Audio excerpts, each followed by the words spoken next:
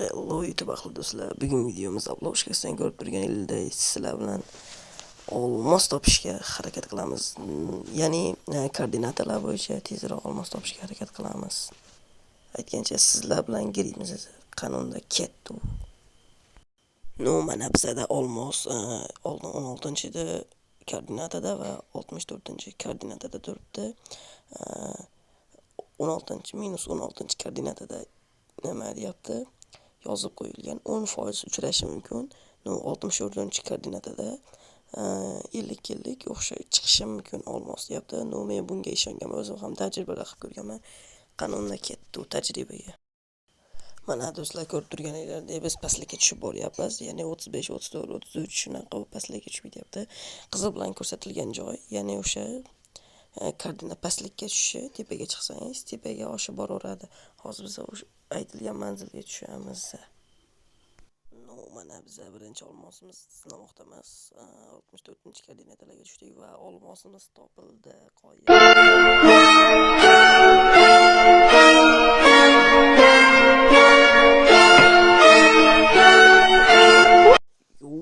Birinchi olmosimiz topildi do'stlar. Endi qolgan yerlarda ham olmos izlab ko'ramiz. Qani bu yerlardan yo'q, chiqmayapti. Izlash kerak olmos.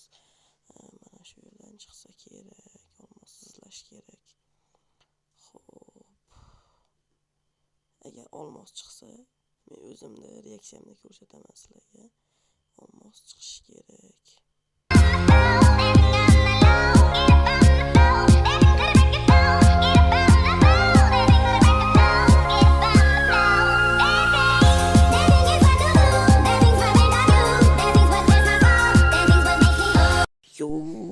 Mana olmosimizdan ham topib oldik. Men sizlarga aytgandek 59 va 64-koordinatalarda, 16-koordinatalarda ham topsanglar bo'ladi. Endi oltin topish koordinatalarimizga ket. Va mana bizni olmos koordinatalarimiz. Endi bizda ekranda ko'rsatilgan koordinatalar bo'yicha olmos izlaymiz. Mana 21-darajaga tushib oldik va bizda olmos chiqdi.